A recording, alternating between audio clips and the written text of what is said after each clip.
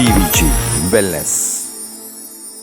Cancer का डर हर किसी के मन में खौफ पैदा करता है, लेकिन मेडिकल साइंस में हो रही तरक्की की बदौलत आज कैंसर पहले से कई ज्यादा हराया जा सकता है और इलाज खत्म होना इस लड़ाई की सिर्फ शुरुआत है।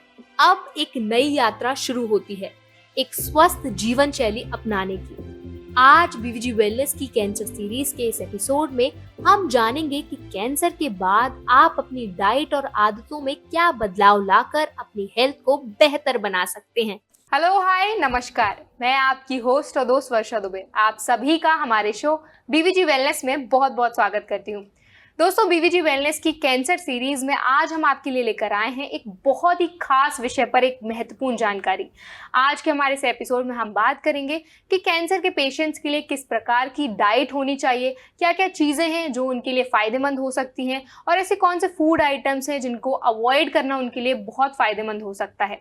आज इन्हीं सभी विषयों पर हम बात करेंगे, जिसके लिए हमारे साथ मौजूद हैं BVG life sciences and limited की ही एक्सपर्ट डॉक्टर अर्चना शिंदे। बीवीजी लाइफ साइंसेज एक ऐसी आधुनिक संस्था है जिसके चुनिंदा साइंटिस्ट और डॉक्टर्स अपनी रिसर्च के आधार पर आज के मॉडर्न लाइफस्टाइल के कारण होने वाली समस्याएं, diabetes, heart problems, asthma, liver problems, constipation, hair fall से निपटने के लिए ऐसे प्रोडक्ट्स का निर्माण कर रहे हैं जो ह्यूमन लाइफ को साधारण से बेहतर और बेहतर से बेहतरीन बना सकते हैं। उन्हीं चुनिंदा एक्सपर्ट्स में से एक बहुत ही प्रतिभाशाली भारत विकास ग्रुप यानी बीवीजी के वेलनेस क्लिनिक की कंसल्टेंट है डॉक्टर अर्चना शिंदे। आपने आयुर्वेद में स्नातकोत्तर किया है और साथ ही आपने आयुर्वेद में PhD की उपाधि हासिल की है। स्कोपस, वेब ऑफ साइंसेज जैसी विभिन्न उच्च अनुक्रमित पत्रिकाओं में आपके कई वैज्ञानिक शोध लेख और शोध पत्र प्रकाशित हुए हैं।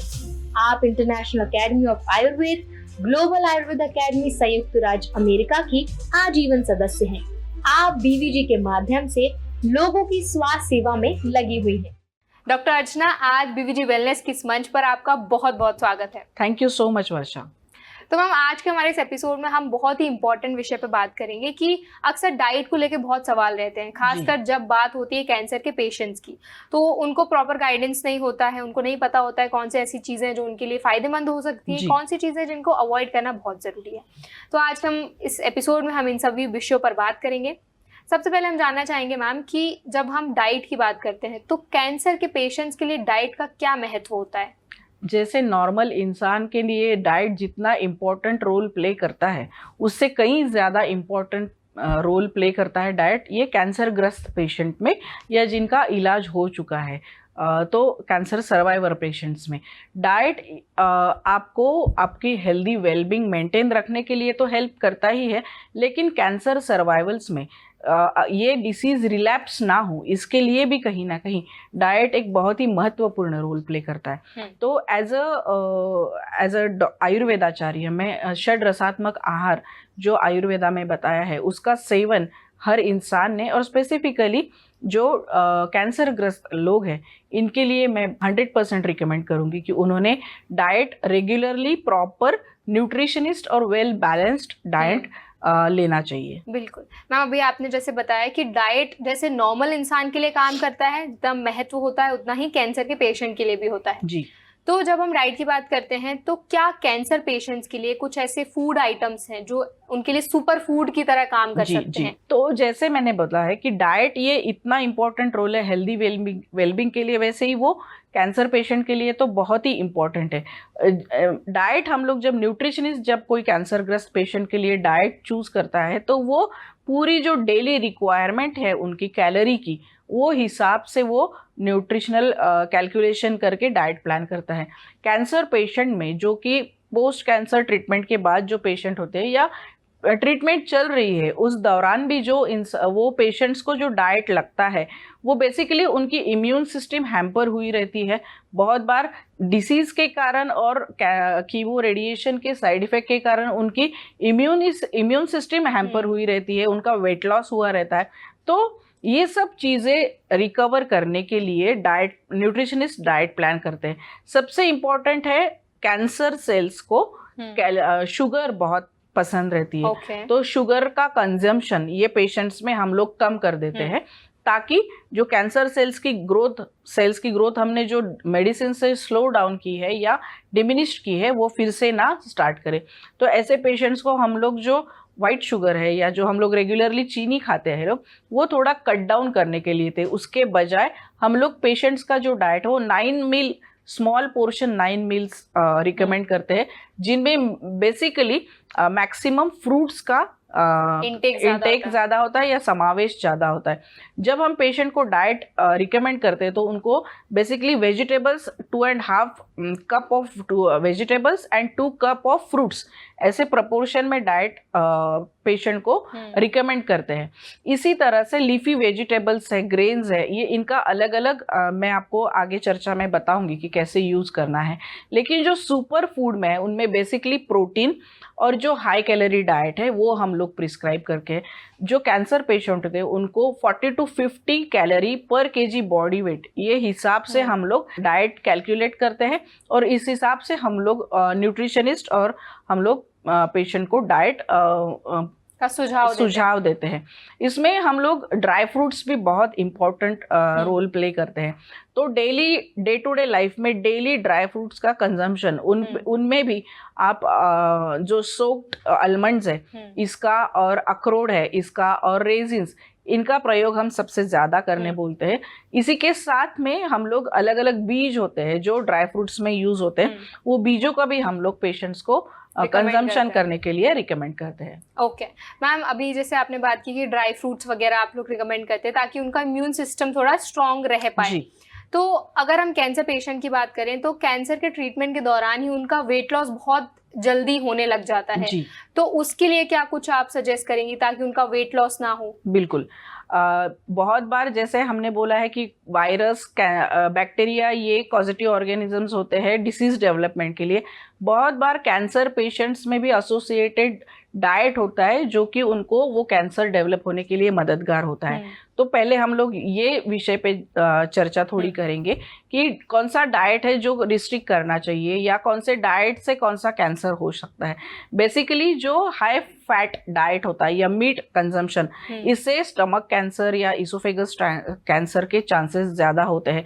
हाई कैलोरिक या हाई जो बहुत ही स्वीट होता है, इससे भी जो इसोफेगस का और एब्डोमिनल या इंटेस्टिनल कैंसर होते हैं, इसके लिए ये हाई कैलोरिक डाइट हम लोग देखते हैं कि ये पेशेंट ज़्यादा कंजम्पशन करते हैं। ये कहीं ना कहीं लिंक होता है पेशेंट के लिए।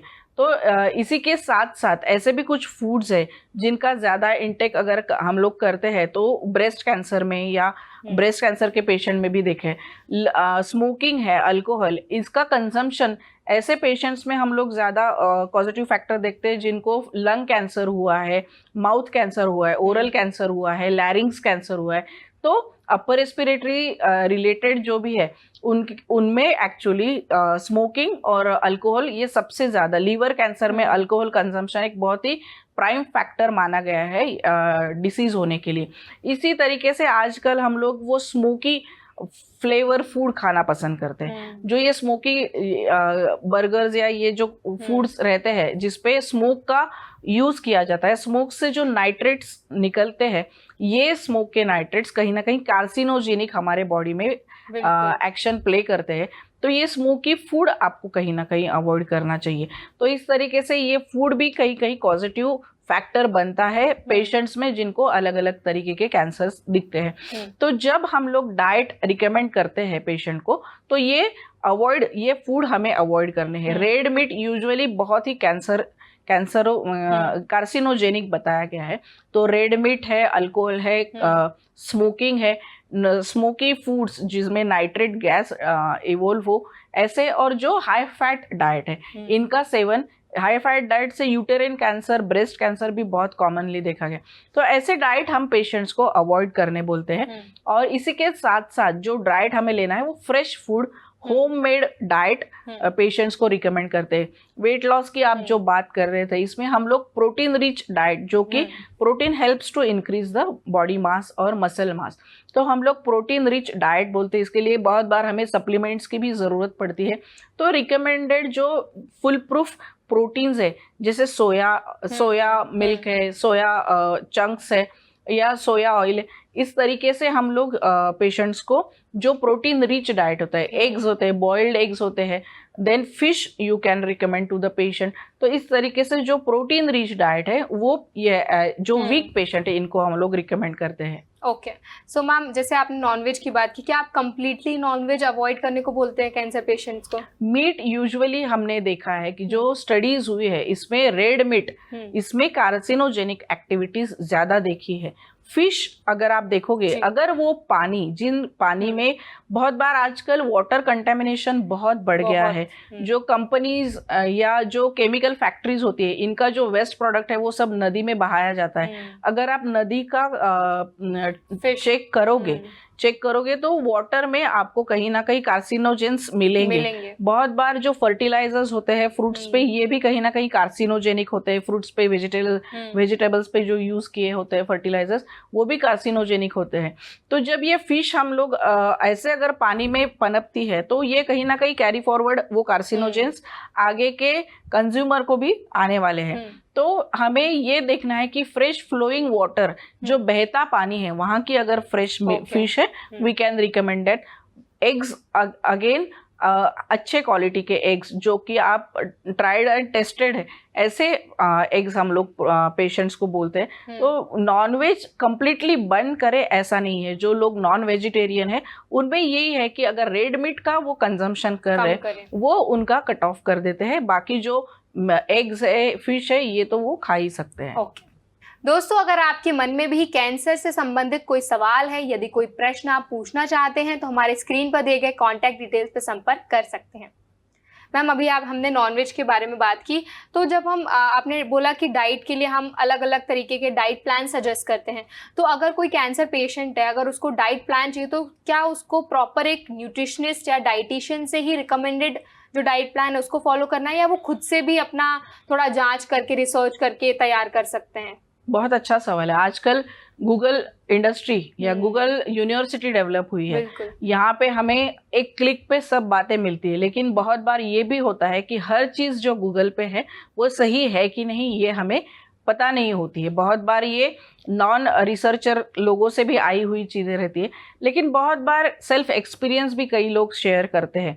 तो अगर एक्सपीरियंस्ड चीज़ है तो उसका आप अवलंब ज़रूर कर सकते हैं।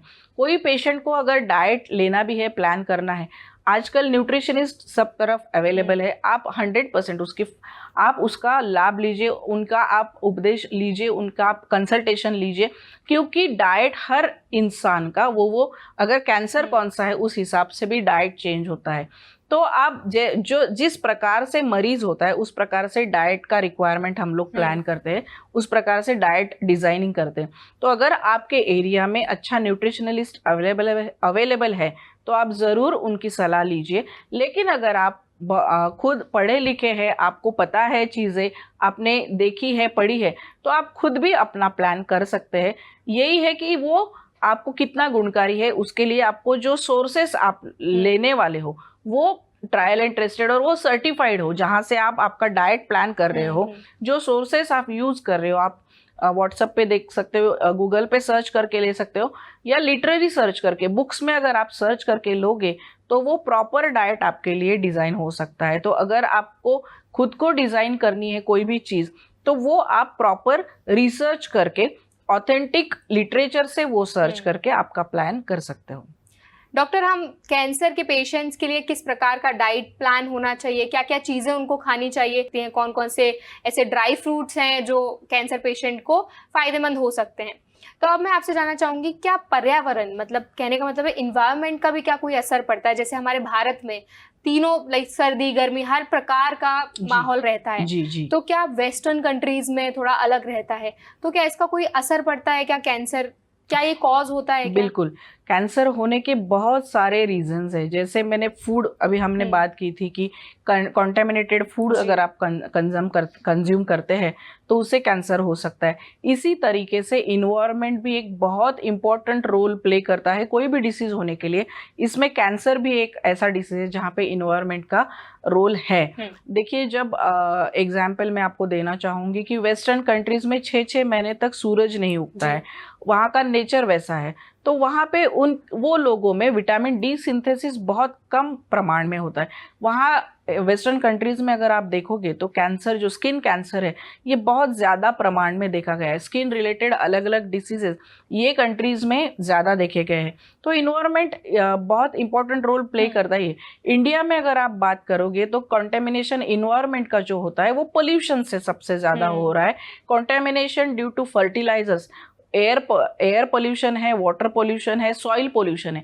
तीनों पोल्यूशन कहीं ना कहीं कैंसरोजेनिक साबित हो रहे हैं। अगर हम लोग ये पोल्यूशन की बात करते हैं तो जैसे एयर पोल्यूशन, इंडस्ट्री से जो धुआं निकलता है, या फिर अभी जो ट्रैफिक बढ़ रही है, जो पेट्रोल से या जो हमारी दैनंदिन इससे एयर पोल्यूशन हो रहा है, वहाँ से कहीं ना कहीं फ्यूम्स हम कंटिन्यू रेगुलरली सांस लेने के कारण वो जो फ्यूम्स है या जो पॉइजनस एयर है वो कहीं ना कहीं हमारे फेफड़ों में जाके कैंसर डेवलप करने के लिए कारणीभूत होती है। सॉइल, अगर पोल्यूशन की हम लोग बात करते हैं, सॉइल पोल्यूशन जो हम लोग अभी खेती में या ग्रेन्स उगाने के लिए फर्टिलाइजर्स का, केमिकल फर्टिलाइजर्स का यूज़ होता है, स्प्रेज का यूज़ होता है, ये कहीं ना कहीं ज़मीन की उपजाऊता है उसमें भी ये असर कर रही है।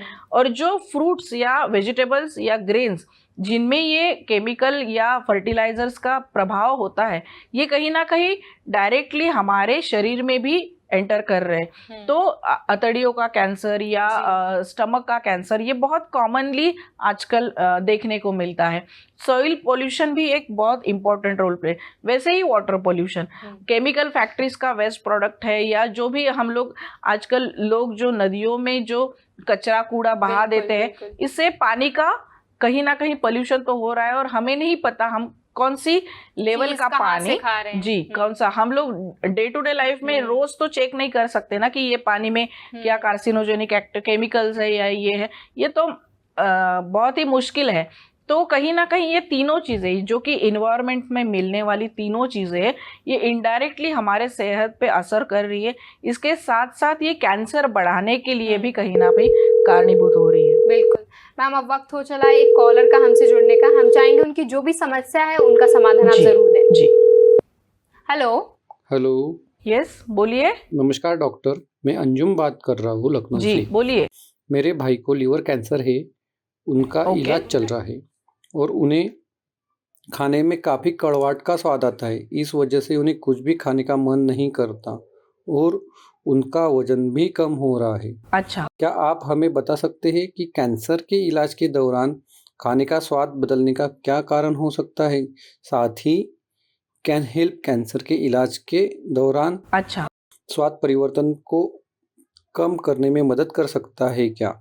अंजुम जी, मैंने आपका सवाल सुना और बहुत कॉमनली देखा गया है लीवर कैंसर में या कोई की कैंसर में ट्रीटमेंट के दौरान टेस्ट चेंज होना, क्योंकि जो कैंसर का जो साइड इफ़ेक्ट होता है वो म्यूकोजल लाइनिंग्स पे सबसे ज़्यादा होता है। जैसे हेयर फॉल सबसे ज़्यादा देखते हैं, वैसे ही माउथ का जो म्यूकोजल लाइनिंग्स है उस पर भी कैंसर की जो ट्रीटमेंट है उसका असर होता है। इसके कारण बहुत से पेशेंट में टेस्ट चेंज या माउथ अल्सर होना, ये चीज़ें बहुत ही आम तौर पे देखी गई है।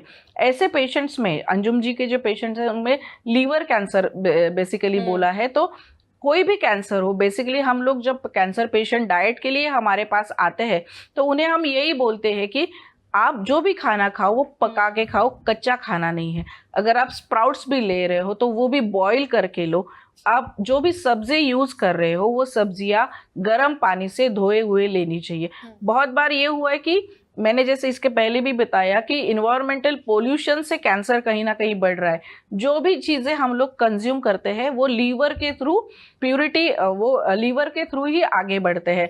तो जो कार्सिनोजेनिक अगर कुछ सब्सटेंस है या टॉक्सिन्स है वो उनका सिंथेसिस और उसको निकालने का काम, महत्वपूर्ण काम हमारा लीवर करता है। लीवर की हेल्थ अगर आपको ठीक रखनी है तो जो खाना है वो भी प्योर फॉर्म में आपको खाना है, ताकि जो कैंसर ग्रसित पेशेंट है उनको ओवरबर्डन ना हो टॉक्सिन्स का और उनका जो लीवर है उसकी सेहत भी ठीक रहे। तो जो भी आप खाना आपके पेशेंट को दे रहे हो अंजुम जी, उनको आप थोड़ा बॉईल करके दीजिए, लाइट डाइट दीजिए। अगर वो अल्कोहल का इंटेक कर रहे हैं, कंजम्पशन कर रहे हैं, वो स्ट्रिक्टली बंद कर दीजिए। और पानी का सेवन भी हो सके तो बॉइल्ड वाटर उनको जो है बॉइल्ड वाटर का यूज़ कीजिए, ताकि अगर वाटर से कहीं कंटेमिनेशन है वो भी कहीं ना कहीं हम लोग रोकथाम कर पाएंगे। तो हो अंजुम जी, आप इस तरीके का तो आप पालन कीजिए। इसी के साथ साथ आप अगर वो वीकनेस फील कर रहे हैं या उनके डाइट पे कुछ असर हुआ है तो कैन हेल्प और हमारी जो कैंसर किट है, जिसमें हमने जो एक लीवर टॉनिक स्पेसिफिकली हमने कैंसर किट जो डिज़ाइन की है उसमें एक लीवर टॉनिक ऐड किया है। इसका रीज़न ही ये है कि जो कुछ हम खाते हैं वो चाहे अनाज हो या दवा हो या पानी हो, जो कुछ हम खाते हैं वो सब का डाइजेशन या एब्सॉर्प्शन ये सबसे पहले लीवर में होता है। तो लीवर का हेल्थ मेंटेन रखना, ठीक रखना सबसे इम्पॉर्टेंट रोल है। तो लीवर की हेल्थ ठीक रखने के लिए हमारी जो कैंसर किट है इसमें कैन हेल्प के साथ साथ LVR24 नाम की जो दवाई है वो दी गई है। ये काम ही उसका ये है कि लीवर की जो सेहत है वो ठीक रखे। तो आप हमारी किट का सेवन ज़रूर कर सकती है, उनको दे सकते हैं, उनको इससे ज़रूर फ़ायदा होगा और जो ये छोटी छोटी चीज़ें उनको तकलीफ़ दे रही है ये भी उनकी कम हो जाएगी। ठीक है अंजुम जी, शायद मैंने आपका सवाल का निरसन करने की कोशिश की है। बहुत बहुत धन्यवाद। अंजुम जी, हमें पूरी उम्मीद है कि आज डॉक्टर अर्चना ने आपकी समस्या का समाधान आप तक अच्छे से पहुंचाया होगा और इसके साथ ही हमसे कांटेक्ट करने के लिए आपका बहुत बहुत शुक्रिया। मैम, अब चर्चा को थोड़ा आगे बढ़ाते हैं। ऐसा बोला जाता है कि कैंसर पेशेंट के लिए हाइड्रेटेड रहना बहुत जरूरी होता है, not even for cancer patients but generally सभी के लिए हम बोलते हैं कि हाइड्रेशन इज वेरी इंपॉर्टेंट। तो if we talk about hydration, कभी कभी ऐसा होता है कि कुछ पर्टिकुलर लिक्विड्स होते हैं जो उनकी सेहत के लिए बहुत फायदेमंद होते हैं। तो क्या ऐसे कैंसर पेशेंट्स को ऐसे कौन से लिक्विड्स है जिनका सेवन ज्यादा करना चाहिए? बहुत अच्छा सवाल है। देखिए, जब कैंसर की ट्रीटमेंट चालू होती है या चल रही होती है, पेशेंट को वॉमिटिंग, नौशिया कंटिन्यू होते रहता है, बहुत पेशेंट को माउथ अल्सर्स डेवलप होते हैं, तो इसके कारण पेशेंट सॉलिड फूड नहीं खा पाता है बहुत बार।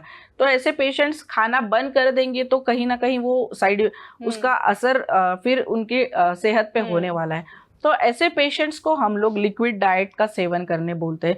लिक्विड डाइट में हमने जब डिज़ाइन करते हैं बेसिकली इसमें यही देखते हैं कि उनका हाइड्रेशन मेंटेन हो, उनका न्यूट्रिशनल स्टेटस, जो उनको प्रोटीन्स मिलना है, मिनरल्स मिलना है, विटामिन्स मिलना है, वो लिक्विड डाइट से उनको डेली कंजम्पशन में मिले, वो हम लोग पूरी डिज़ाइन करते हैं। ऐसे लिक्विड्स जो है बेसिकली हम लोग फ्रेश कोकोनट वाटर इसका कंजम्पशन करना है, जिसमें से उनको पूरे इलेक्ट्रोलाइट्स का जो बैलेंस है वो मेंटेन रहता है। आप बटर मिल्क, अगर उनको लंग रिलेटेड कोई प्रॉब्लम नहीं है, उनको freshly prepared butter milk daily लेने के लिए बोलते हैं लंच में। उसी के साथ हम लोग जो कोल्ड ड्रिंक्स है, उसका एरिएटेड जो ड्रिंक्स है उनको अवॉइड करने के लिए बोलते हैं, क्योंकि इसमें जो एरिएटेड ड्रिंक्स है इसमें कहीं ना कहीं सिंथेटिकली प्रिपेयर्ड फ्लेवर्ड मिलाए जाते हैं, जो कि कहीं ना कहीं कार्सिनोजेनिक भी साबित हो सकते हैं। तो नेचुरली अकरिंग जो सोर्सेस है वहाँ से जो अवेलेबल हो, जैसे मिल्क शेक्स, फ्रूट्स के अलग अलग फ्रूट्स के हम लोग मिल्क शेक्स पेशेंट्स को बोलते हैं। स्मूदीज होती है, वेजिटेबल स्मूदीज होती है, ग्रीन वेजिटेबल्स की स्मूदीज, उसका कंजम्पशन हम लोग लिक्विड डाइट्स में बोल सकते हैं। बहुत से सूप होते हैं जो फ्रेशली प्रिपेयर्ड, टमाटो सूप है या लौकी का सूप है, ऐसे अलग अलग सूप हम लोग पेशेंट्स को बोलते हैं। इसी के साथ इलेक्ट्रॉल, अगर पेशेंट का बीपी लो हो रहा है या वीकनेस ज़्यादा फ्री हो रहा है तो जो ORS, जो रेडीली डिज़ाइन गवर्नमेंट ने जो ORS बनाया है उसको भी हम लोग पेशेंट्स को देने के लिए बोलते हैं। इसी के साथ साथ प्रोटीन पाउडर्स होती है जो कि एज अ मिल्क शेक करके हम लोग पेशेंट्स को एडवाइस करते हैं, जो कि उनका प्रोटीन का जो डेली रिक्वायरमेंट है वो भी फुलफिल कर सके।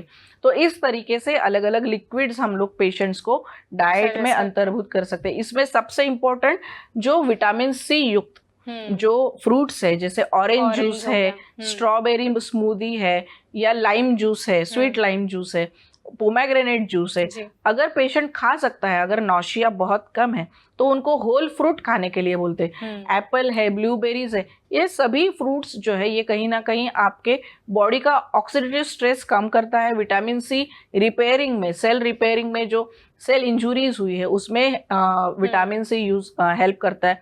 विटामिन A, इसका भी कंजम्पशन हम लोग पेशेंट को बोलते हैं, जो कि कैंसर हीलिंग के लिए बहुत हेल्प करता है। तो इस तरीके से डाइट में वाटर के साथ साथ जो कैंसर पेशेंट होते हैं उनको 2-2.5 litre per day water intake जाना चाहिए, क्योंकि वो दवाई खाते रहते हैं। कीमो का मेडिकेशन अगर चलता है तो वो कीमोस का एक्सक्रीशन भी बॉडी से होना ज़रूरी है। तो इसके लिए वाटर का भी जो प्रमाण है वो 2.5 लीटर से ज़्यादा होना चाहिए, ताकि जो मेटाबॉलिक रेट है बॉडी का वो नॉर्मल रहे, मेंटेन रहे, और वो उसका वेलबींग भी अच्छे से रहे।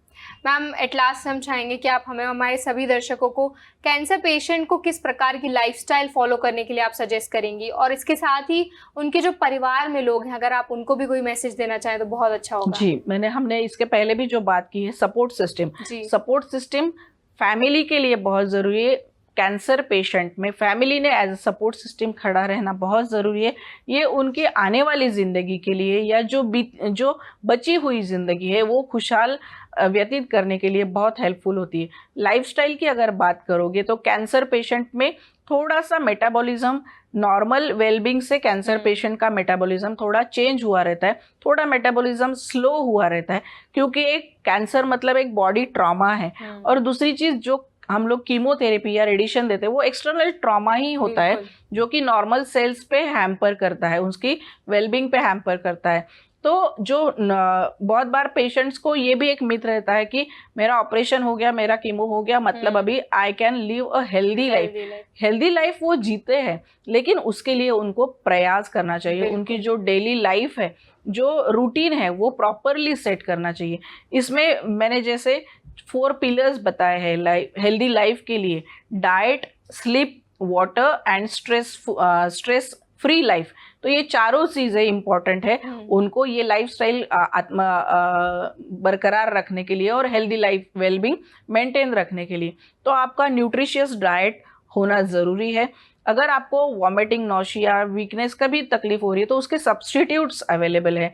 आप लिक्विड्स ले सकते हो, उसके स्मूदीज आते हैं, या बहुत से न्यूट्रिशनल सप्लीमेंट्स भी आते हैं जिसका आप सेवन कर सकते हो। इसी के साथ साथ आपकी नींद प्रॉपर होनी चाहिए। आपको 6 से 7 घंटा साउंड नींद, जो बॉडी रिकवरी के लिए, जो हार्म से गुजरी होती है बॉडी, उसको रिकवरी के लिए, रिजुविनेशन के लिए साउंड स्लीप ज़रूरी होती है। इसी के साथ साथ आप स्ट्रेस फ्री रहने के लिए आप मेडिटेशन का प्रयोग कर सकती है। उसका आप practice day to day life में कर सकती है। तो और वाटर इनटेक, जो कि आपका लिक्विड मेंटेनेंस रखेगा बॉडी। तो ये चारों चीज़ें अगर आप रेगुलरली फॉलो करोगे। इसी के साथ साथ हम खाने में भी बहुत बार पेशेंट्स को बोलते हैं कि नट्स, ग्राउंड नट्स है, ग्रेन्स सोक्ड है, वो आप खा सकते हो। आलमंड है, वो सोक करके सुबह आप खा सकते हो। डेली एक पोमाग्रेनेट हम लोग हर पेशेंट को कंपलसरी बोलते हैं कि आप पोमाग्रेनेट खाओ। इससे क्या होता है ना कि जो हीमोग्लोबिन लेवल डाउन हो गए, वो नेचुरली जो इंग्रेडिएंट है, दवा से भी ज़्यादा अच्छा काम हमारा फूड करता है ये न्यूट्रिशनल स्टेटस मेंटेन रखने के लिए। डेट्स आप रेगुलरली डाइट में इंक्लूड कर, कैंसर पेशेंट में अगर वो डायबिटिक नहीं है तो जो डेट होते हैं वो खाने के लिए हम लोग बोलते हैं। तो इस तरीके से अलग अलग डाइटरी हैबिट्स अगर आप फॉलो करोगे तो आपका रूटीन अच्छे से सेट होगा और आप एक डिसीज फ्री लाइफ बिता पाओगे। बिल्कुल। Thank you so much doctor Archana, आज आपने हमें और हमारे सभी दर्शकों को कैंसर पेशेंट के लिए किस प्रकार का डाइट बहुत इंपॉर्टेंट होता है, क्या क्या चीज़ें जिनका ध्यान रखना बहुत ज़रूरी है, ये सारी जानकारी देने के लिए आपका बहुत बहुत धन्यवाद। शुक्रिया। कैंसर के खिलाफ लड़ाई में आपके शरीर को मजबूत बनाने के लिए BVG life sciences and limited ने तैयार किए हैं कैन हेल्प सिरप और कैन हेल्प टैबलेट। ये आयुर्वेदिक सप्लीमेंट्स हैं जो आपके पारंपरिक उपचार में सहयोगी बन सकते हैं। रोग प्रतिरोधक क्षमता बढ़ाने और सूजन कम करने वाले पौधों से बना कैन हेल्प सिरप और कैन हेल्प टैबलेट आपके शरीर को प्राकृतिक रूप से लड़ने में मदद कर सकते हैं। अधिक जानकारी के लिए आज ही संपर्क करें, डिटेल्स आपकी स्क्रीन पर हैं। तो दोस्तों, ये थी हमारी कैंसर पेशेंट के लिए किस प्रकार का डाइट होना चाहिए उस पर महत्वपूर्ण जानकारी। इसके साथ ही हमारे आने वाले एपिसोड्स में हम कैंसर के अलग अलग प्रकारों को अच्छे से समझेंगे, उनके क्या लक्षण होते हैं, उनके लिए क्या क्या ट्रीटमेंट्स अवेलेबल हैं, तो इनको थोड़ी गहराई से इनकी पूरी जानकारी आप तक पहुंचाएंगे। इसके साथ ही हमारे आज के एपिसोड में बस इतना ही। हम आपको फिर मिलेंगे हमारे अगले एपिसोड में। तब तक के लिए अपना ख्याल रखिए, स्वस्थ रहिए और हमसे जुड़े रहिए बीवीजी टीवी पर। धन्यवाद। BVG Wellness।